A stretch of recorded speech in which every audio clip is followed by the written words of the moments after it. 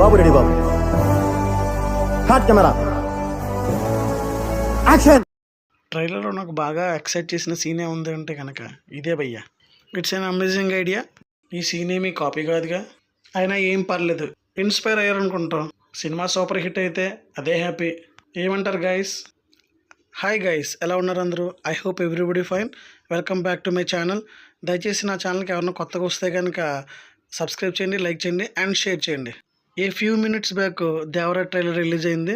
Trailer అయితే not so bad. Expectation reach అయిందో లేదో లాస్ట్లో తెలుసుకుందాం. కొంచెం డెప్త్కి వెళ్తే రివ్యూలోకి, ఒక సముద్రం పక్కన ఒక ఊరు, ఆ ఊరిలో కొంతమంది కరుడుగట్టిన దొంగలు సముద్రం మీద షిప్పుల్లో ట్రాన్స్పోర్ట్ అయ్యే గూడ్స్ని మన వాళ్ళు దొంగతనం చేయడం, దాంట్లో ప్రయాణించే క్రూ మెంబర్స్ అండ్ నేవీ అధికారులను కూడా చంపడం. ఆ దొంగల గుంపుకి ఒక మెయిన్ హెడ్ మన సైఫ్ అలీ ఖాన్ గారు, క్యారెక్టర్ నేమ్ భైరవ. మన ఎన్టీఆర్ గారి పేరు వచ్చేసి దేవరా. ఆ విలేజ్కి హెడ్ టైపు. సముద్రం మీద వాటర్లో ఎవరైనా దొంగతనాలు చేస్తే కనుక మనోడు అడ్డుకునే టైపు. అటు చూస్తేనేమో భైరవ కరుడుగట్టిన ఉగ్రవాది టైపు దొంగ. ఇలాంటి మాటలు, మంచి మాటలు మనవాడికి ఏం పడవు. సో ఇద్దరి మధ్య ఎనిమిటీ అనేది చాలా యూజువల్. ఆ తర్వాత స్టోరీ మనకి తెలిసిందే ఏం జరుగుతుందో. మన జూనియర్ ఎన్టీఆర్ గారు, అదే దేవర గారు ఎక్కడికో వెళ్ళడం, అక్కడ భైరవ వెన్నుపోటు పడడం, ఇలాంటివన్నీ కూడా టకటకా జరిగిపోతాయి అన్నమాట. ఇక యంగర్ వర్షన్ చూసుకుంటే ఎన్టీఆర్ గారు, ఆయన క్యారెక్టర్లో కొంచెం చేంజ్ ఓవర్ కనిపిస్తుంది. కొంచెం పిరికివాడిగా, భయపడే వ్యక్తిగా కనిపిస్తున్నారు. అలాగే ఫాదర్ని హేట్ చేసే క్యారెక్టర్గా కనిపిస్తున్నారు. ఒక్క సెకండ్ భయ్య, ఎవరు భయ్య ఈయన? ఫాదరా సన్న? ఫాదరే వచ్చారా లేకపోతే సన్న అలాగా ఫాదర్లా వేషమిషన్ వచ్చారా?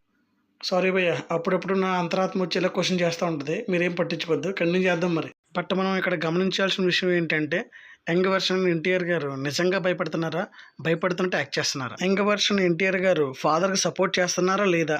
సపోర్ట్ చేయకపోతే ఎలా రియలైజ్ అయ్యారు? విలన్స్తో ఏ విధంగా ఫైట్ బ్యాక్ చేశారు అనేవి మనం తెర మీద చూడాల్సిందే. ఫిల్మ్ అంతా కూడా మనకు తెలిసిన రెగ్యులర్ టెంప్లెట్లోనే వెళ్తున్నట్టు ఉంది.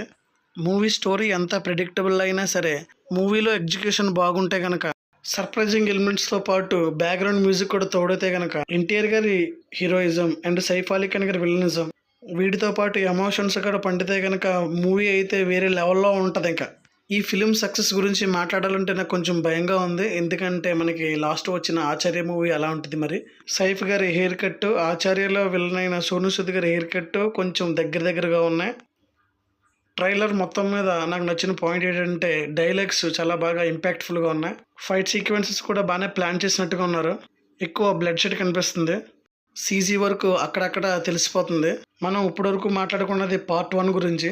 పార్ట్ 1 ఎండింగ్ ఏంటంటే, దేవరా ఏ విధంగా చనిపోయారు, ఎందుకు చనిపోయారు అని చెప్పేసి మనకి అన్ఫినిష్డ్ ఎండింగ్ ఇస్తారనుకుంటా. పార్ట్ 2 మొత్తం కూడా దేవరా గారి స్టోరీ రన్ అవుతుంది అనుకుంటా. ఈ ట్రైలర్ చూసిన తర్వాత నా ఫీలింగ్ ఏంటంటే, జస్ట్ యావరేజ్ భయ్యా, 60% మాత్రమే సాటిస్ఫై అయ్యాను. యాక్చువల్గా చాలా ఎక్కువ ఎక్స్పెక్ట్ చేశాను ఈ ట్రైలర్ గురించి. So let's see in the theatres on September 27th.